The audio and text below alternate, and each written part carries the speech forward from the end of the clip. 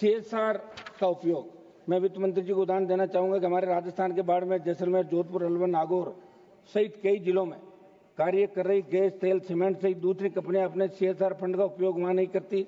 आज जिस गांव से गैस निकलती है उस गांव के प्रत्येक घर में गैस चूल्हे तक नहीं है। इसलिए मेरी मांग है कि कॉर्पोरेट सोशल रेस्पॉन्सिबिलिटी के तहत व्यय की जाने वाली कंपनी के प्रचलन क्षेत्र यानी उस जिले में ही विकास में व्यय करने का आदेश सरकार फरमाए, प्रावधान बनाया जाए। सभापति महोदय, लास्ट में मेरी बात रखूंगा। किसानों को आयकर के दायरे में लाने का जरिया FPO।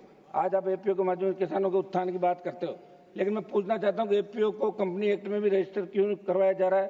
मैं सदन के माध्यम से देश को बताना चाहता हूं कि सरकार FPO के माध्यम से देश के किसानों को आयकर नेट के दायरे में लाना चाहती है, क्योंकि लास्ट कंक्लूड कर लास्ट समाप्त कर रहा हूं, क्योंकि अभी कृषि उपज पर कोई टैक्स नहीं लगता। इसलिए मंत्री जी इस पर अपना वक्तव्य जरूर दें कि FPO के माध्यम से अर्जित आय पर टैक्स रहने का प्रावधान टैक्स फ्री करेंगे। पढ़ लीजिए, पॉइंट पढ़ रहा हूँ साहब, मैं तो समाप्त कर रहा हूँ साहब, समाप्त कर रहा हूँ।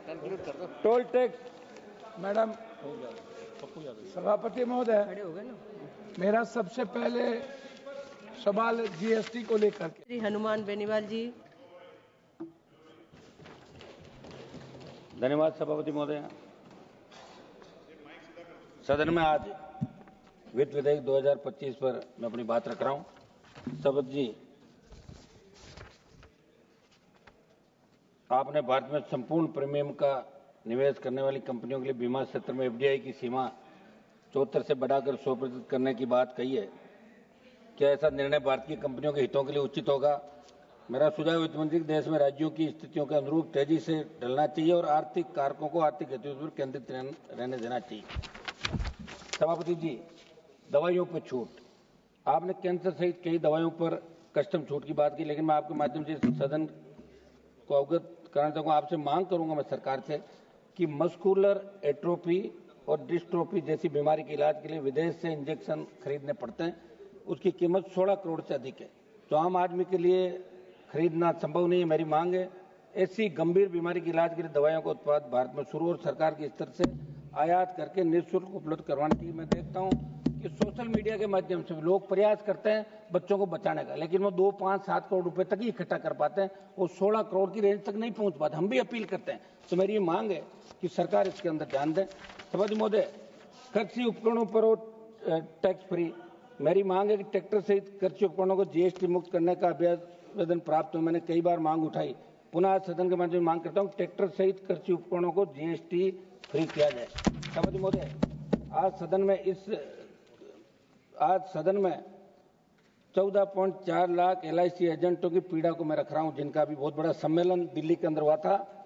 ये वही लोग हैं जो देश के 40 करोड़ से ज्यादा पॉलिसी धारकों से बीमा सुरक्षा इन तक पहुंचाते हैं, लेकिन आज इनकी रोजी रोटी पर संकट खड़ा कर दिया गया। सरकार और IRDAI ने मिलकर ऐसे नियम बना दिए जो LIC एजेंटों के पेट पर लात मारने का काम करें। मेरी मांग है कि इनकी LIC एजेंटों की बात को भी सुना जाए। सभापति महोदय, ऋण सीमा बढ़ाने के साथ आय बढ़ाने के उपायों पर सरकार को विचार करना चाहिए।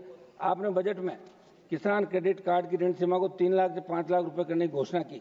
इस निर्णय का अध्ययन किया तो सामने आया कि सरकार की मंशा केवल दिखावा करना, क्योंकि देश के किसान, मछुआरे और डेयरी किसान पहले ही कर्ज के बोझ तले दबे हैं। उनकी आय नहीं बढ़ी, समर्थन मूल्य नहीं बढ़ा, प्राकृतिक आपदाएं लगातार खेती को नुकसान पहुंचा रही है और सरकार सिर्फ ऋण सीमा बढ़ाकर अपनी जिम्मेदारी पूरी मान रही है। इसलिए कर्ज बढ़ाना समाधान नहीं, आय बढ़ाना जरूरी है। मैं मांग करता हूं कि आय बढ़ाई जाए।